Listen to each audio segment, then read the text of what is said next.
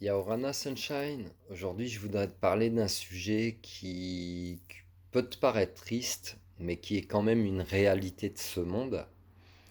C'est l'euthanasie, ou ce qu'on appelle en termes médicaux le suicide assisté, ou le suicide aussi pour certaines personnes qui choisissent de mettre fin à leur jour pour mettre souvent fin à des souffrances, ce qui rejoint un petit peu le suicide assisté ou l'euthanasie. L'euthanasie est légale. Elle est légale pour les animaux, c'est-à-dire que si ton animal il souffre d'une maladie, tu peux décider, ton animal domestique, tu peux décider de le faire piquer pour abréger ses souffrances, ce qui n'est pas légal pour un humain. Donc déjà, pose-toi la question.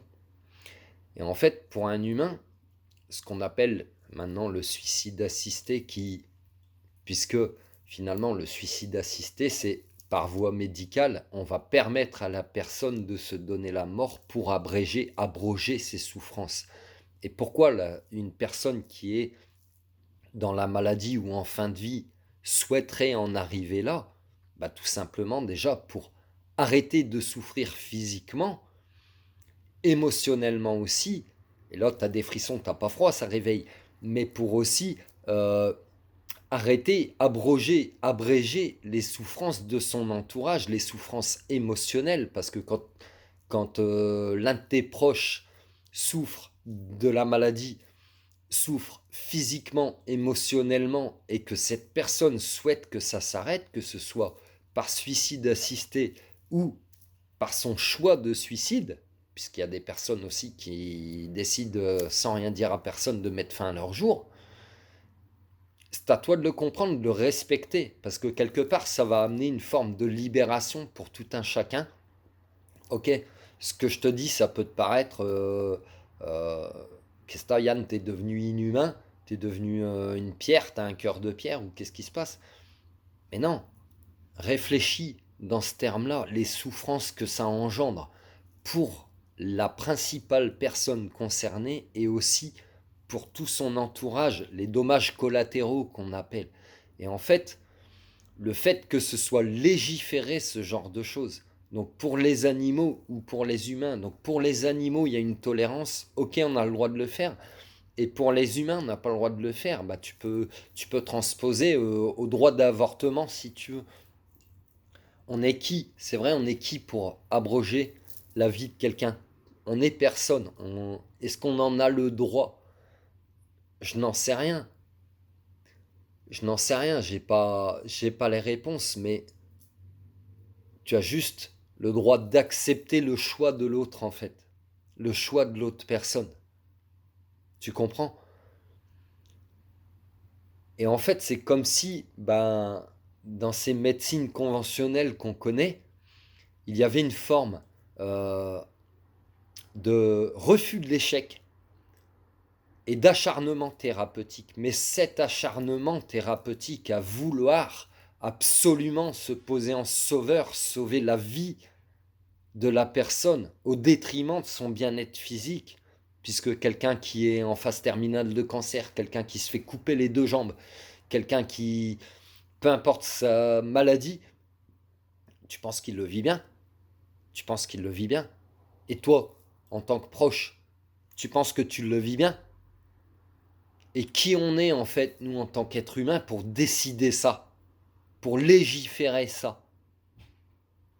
Est-ce qu'on n'est pas censé tout simplement, finalement, cet acharnement thérapeutique pour un pseudo bien-être de sauver la vie en mode sauveur, bah est-ce que tu peux pas le voir autrement?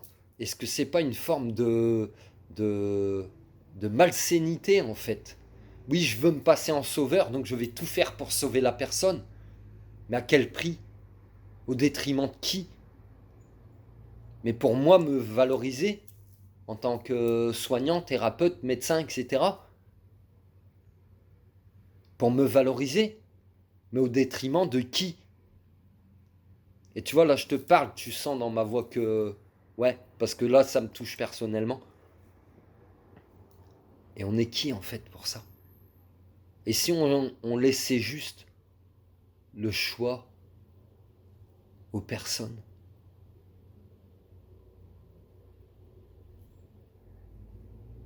Et il y a besoin de lois terrestres pour ça. Et tu vois, je vais même aller plus loin. Parce que dans la spiritualité ou dans les religions, on te fait souvent le petit laïus, hein, mais les personnes qui se sont suicidées, elles vont être coincées, etc. C'est des conneries, c'est de la couille en boîte. Elles ont choisi cette expérience-là. Elles ont choisi, c'est dur ce que je te dis, mais c'est la vérité. Elles ont choisi les expériences de vie qu'elles ont vécues avant de s'incarner, donc elles savent ce qu'il va advenir, les souffrances qu'elles vont avoir ou engendrer à leur entourage, et pourquoi elles n'auraient pas le droit d'abréger leurs souffrances physiques, émotionnelles, et indirectement les souffrances de leur entourage, et pourquoi elles resteraient coincées. Tout ça, c'est des croyances limitantes ou religieuses. Peu importe tes croyances, ta religion.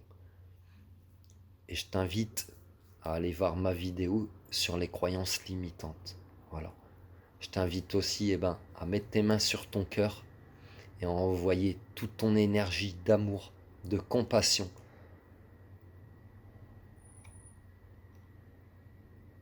de libération pour toutes ces personnes qui souffrent dans le monde. Peu importe leur souffrance, qu'elle soit physique, qu'elle soit émotionnelle, qu'elle soit situationnelle. Parce que quelqu'un, par exemple, qui vit dans un pays en guerre, il est en souffrance. Et toi, tu seras là à te plaindre que la vie est trop chère, que ta voiture, elle démarre pas, que ceci, que cela, que ton téléphone, il est obsolète.